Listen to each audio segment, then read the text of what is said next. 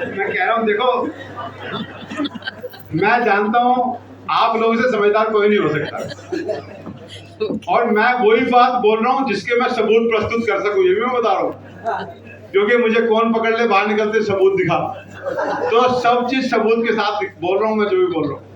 तो ये समझदार लोगों ने समझे कि उल्टा बोलना है। वैसे दही को लोग ठंडा समझते हैं, लेकिन दही होती कैसी है? गर्म। अगर मैंने पूछा इसका मतलब गर्म होगी, डॉक्टर गर्म बताएगा, इसलिए गर्म। दधि उष्णम दीपनम स्निग्धम कषाय अनुरसम गुरु पाके अम्ले ग्राही पित्त अस्र शोथ मेधा कर्पदम।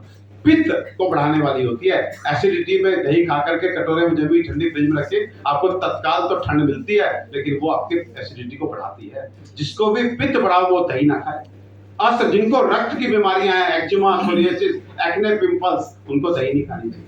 शोथ, जिनको सूजन है, दर्द है, गठिया है, कहीं भी सूजन है, दही नहीं। आप दही खाइए, देखिए ओवरनाइट आपको पेन बढ़ जाएंगे, सूजन बढ़ जाएगी। मैदा, जिनको पतला होना है जी, नहीं मतलब मैं ये नहीं कह रहा मोटे, मैं कह रहा जिनको पतला होना है वो दही ना खाएं। पहली कंडीशन दही ना खाएं।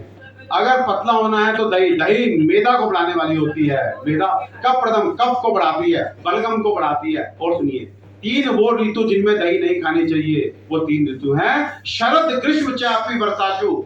ये 3 गर्मी भी, शरद, ग्रीष्म नहीं होगा, ग्रीष्म चापी बसंतेषु, सॉरी, शरद, ग्रीष्म, चापी, बसंतेषु प्रायसो दधि गरितम। 3 ऋतु ऐसी हैं, एक शरद ऋतु, एक ग्रीष्म ऋतु और एक बसंत ऋतु, जिनमें दही नहीं खानी चाहिए, जिसमें हम पेल के दही खाते हैं। लेकिन दही कैसी है? गरम। और दही गर्मियों में खानी चाहिए? नहीं खानी चाहिए। पित्त प्रकोपक है, शरद ऋतु हमारी है जो पित्त को प्रकोपित करती है, उसमें नहीं खानी चाहिए। दही कफ कारक है, बसंत में कफ का प्रकोप होता है, नहीं खानी चाहिए। मैं फिर कह रहा हूँ, सुनिए, बहुत ध्यान से सुनिए, कोई बुरा मानने की बात नहीं है, कोई झगड़े की बात नहीं है, कोई मुकदमा दर्ज नहीं करने की बात नहीं है। हमने अब सुधरना है, अपने खाने पीने को ठीक करना है। मैं आपको एक बात कह के जाता हूँ, जितनी अच्छी फैसिलिटीज हम लोगों के पास है, अगर हम खाने पीने की चीजों को सही से जान भी जाएं, हम लोग जिएंगे वैदिक आयु 400 वर्ष की। 400 वर्ष हम जी सकते हैं। हमारी ये मशीनरी, वैदिक काल में आयु 400 वर्ष थी। महाभारत के समय पे लोग 400 वर्ष जीते थे, और हम कम से कम 100 तो जी लें, आनंदित होकर स्वस्थ रह के जी लें। केवल हमें चीजों को ठीक करना है, और ठीक करने के लिए आयुर्वेद को माध्यम बनाना है। तो 3 ऋतु में दही, इस बार गर्मियों में दही मत खाइए, क्या बात आ जाएगी, आप देखिएगा, आपको अच्छा लगेगा, आपका वेट कम होगा। आप, और एक बता रहा हूं, जिन लोगों को शुगर है, जिन लोगों को ब्लड प्रेशर है, वो दही बिल्कुल ना खाएं। दही तीसरा सबसे बड़ा कारण है दही शुगर पैदा करने में, डायबिटिक बनाने में। आज से सुखम सप्न सुखम दधीनी। एक लेक्चर केवल मधुमेह पे कराइए, डायबिटीज बहुत लोगों को फैल रहा है। एक लेक्चर मैम केवल और केवल डायबिटीज पे, और एक लेक्चर केवल और केवल दही पे। ये तो हर महीने लास्ट सैटरडे यहाँ पे मिलेंगे 1 बजे से 2 बजे। हाँ क्या मैम, आर्थराइटिस में दही मत खाइए। तो 3 ऋतु, और 3 ऋतु जिनमें हम दही नहीं खाते, हेमंत, शिशिर, चापी, वर्षाशु दधि सस्यते। हेमंत ऋतु, शिशिर ऋतु और वर्षा ऋतु दधि प्रशस्त खाइए। और इसके बाद बस आपको इशारा कर करके आगे भाग रहा हूं कि मैं काम का बंदा हूं, आगे बढ़ो। कि फिर खाना खाने का तरीका, वो आदमी जो खाने को, 2 हिस्से होते हैं, सॉलिड और लिक्विड। जो सॉलिड को पिएगा और लिक्विड को खाएगा, वो इन जनरल इंडाइजेशन का शिकार नहीं होगा। और हमारे यहाँ एक सेइंग है, रोगा सर्वे अपे मंदाग्नियों, हर रोग की शुरुआत अग्नि की मंदता और पेट की खराबी से होती है। पेट ठीक रखना है तो एक सूत्र ये मान लीजिए कि आपके सॉलिड पार्ट को आपने पीना है और लिक्विड पार्ट को खाना है। इसका मतलब यह है कि सॉलिड को पीने का मतलब कि आप कोई भी चीज चबा चबा के, इतना चबा के खाएं कि जब वो फूड पाइप क्रॉस करे तो वो पानी का रूप ले। मैं कह रहा हूं, सब काम कीजिए, खाने को 15 मिनट दे दीजिए और आराम आराम से बिना बात के चबा चबा के खाइए। आप देखिए, आपकी ना गैस की गोली, एसिडिटी, ये सब, वेट सब खत्म हो। सारी बीमारियां, आप तो ये सुना कि सारी बीमारियां पेट से शुरू होती हैं, तो पेट कैसे ठीक रहेगा? जब हम खाना खाने का तरीका सही करेंगे। तो वे ऑफ ईटिंग भी हमको ठीक करनी है। भगवत गीता पढ़िए, उसमें बड़ा अच्छा लिखा हुआ है, अहम वैश्वानरो भूत्वा प्राणी नाम देहम आश्रित प्राण अपान समाहिता है 50वें अनुच्छेद, सब लिखा है खाना खाने का तरीका कि तो आपका एक एक नवाला मेरे को आपकी आहुति है। भगवान कृष्ण बोलते हैं इस तरह से आपने खाना खाना है, एक एक नवाला मुझे आहुति है। जैसे आप बाहर हवन करके अग्नि में भगवान को आह्वान करते हैं कि आइए इसमें प्रतिष्ठित होकर, आप कितनी श्रद्धा के साथ हवन सामग्री डालते हैं। सोचिए आज जिस तरह से हम हवन करते हैं, हमारे बड़े जो है उस तरह से खाना खाते थे, एकदम आसन साफ करके, बैठ करके, मंत्र पढ़ के, शुद्धता के साथ, बिना शोर के।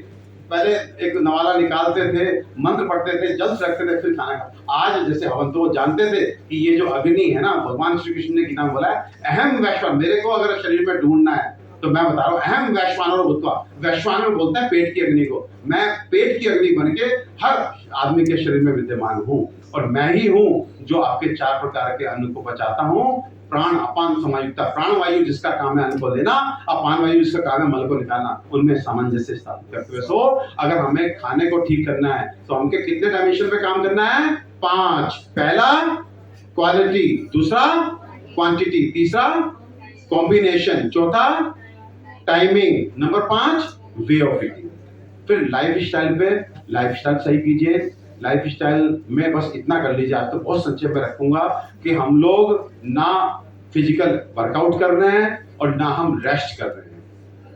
ठीक है, अब क्यों ऐसा हो रहा है? हम में से हम लोग आराम भी नहीं कर रहे, आप लोग तो थोड़ा सा काम कर रहे हैं, लेकिन बहुत सारे लोग आराम भी नहीं कर रहे और काम भी नहीं कर रहे। तो इसको थोड़ा सही करना है ना, रियली बता रहा हूं, ये चल रहा है और ये मैं आपको सिद्ध करूंगा बाद में, अब टाइम नहीं है। उसके बाद नंबर 3 पे मैंने कहा अध्यात्म। अध्यात्म में एक चीज कह के जा रहा हूँ, प्लीज आप इसको बिल्कुल भी रिलीजियस मत मानिए। मैं एक चिकित्सक, आपका छोटा भाई हो सकता है, आपका बच्चा, ये कह के जा रहा हूँ, please spare 10 minutes and read Bhagavad Gita every day, just as the best encyclopedia for life living. 10 minute भी आप पढ़िए, उसके 4 सूत्र आप अगर आप अपने जीवन में उतार ले, 4 सूत्र, आई एम टेलिंग यू। मैं आपको भगवत गीता पे एक दिन बोल के जाऊंगा, चिकित्सक हूं मैं, बाबा नहीं हूं, सत्संग नहीं करके जाऊंगा, लेकिन बिल्कुल इस तरह से कि ये धार्मिक ग्रंथ नहीं है, बल्कि जीवन जीने का कोई एक कला है, और कोई ऐसा सवाल नहीं जो भगवत गीता जिसका जवाब ना दे सके। ऐसा कोई सवाल आप लेना, मैं भगवत गीता को एग्जाम्पल बना के आपको जवाब दूंगा, उसके उदाहरण के साथ दूंगा। आप 10 मिनट के लिए पढ़िए। और आज जो किट मैं आपको देने वाला हूं, मेरी एक आदत है, मैं जहां भी लेक्चर देने जाता हूं, मैं भगवत गीता, आज 200 भगवत गीता लेके आया हूं आप सबके लिए, मैं दे के अध्यात्म। और चौथा मैंने कहा था केमिकल मेडिसिन। केमिकल मेडिसिन से बाहर आइए। आज मैं आपको एक ऐसी पुस्तक दे करके जाऊंगा आप सबको, जो आपके 90% प्रॉब्लम को आपके किचन से ठीक करेगी। मैं एक एग्जांपल देता हूं।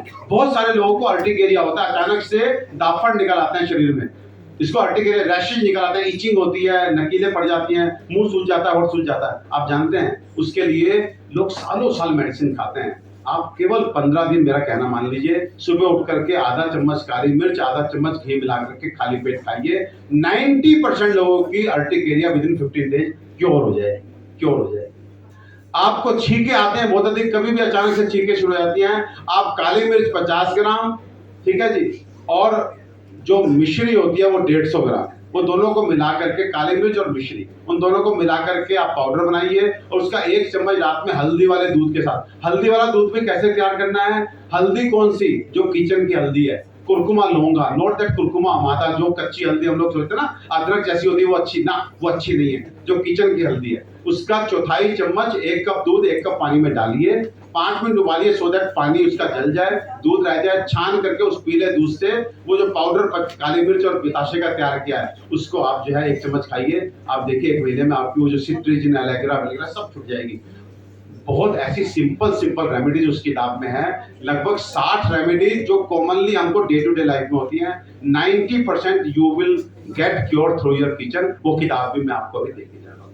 एंड इलेक्ट्रोमैग्नेटिक रेडिएशन के लिए मेरा बस ये सजेशन है कि एटलीस्ट दिन में इसके बिना काम नहीं चलता, लेकिन रात में इसे कम से कम 1 फोन कहीं दूर रख दीजिए कि इमरजेंसी के लिए, अदरवाइज अपने तकिए के नीचे मत रख के सोइए, इसको अपने पास रख के मत सोइए। ये बहुत नुकसान पहुंचा रहा है, इसके रेडिएशन हमें बहुत नुकसान पहुंचा रहे हैं। तो वापस से अपनी बात में आ रहा हूं, आज सब अच्छा होने के बावजूद भी जीवन के दो महत्वपूर्ण पहलू, number 1 quality of health, number 2 quantum of age में हम क्यों नीचे जा रहे हैं, बिकॉज नंबर 1 हमारा खाना पीना ठीक नहीं है, नंबर 2 हमारी जीवन शैली ठीक नहीं है, नंबर 3 हम अध्यात्म से दूर हैं, नंबर 4 हम केमिकल मेडिसिन खा रहे हैं, नंबर 5 ये एक्सपोजर बहुत अधिक हो रहा है। मैंने पांचों पे थोड़ा थोड़ा प्रकाश डाला है, बातें बहुत सारी करने के लिए हैं, लेकिन मैं अपनी वाणी को यही विराम देता हूं। आज जो किट मैं आपको देके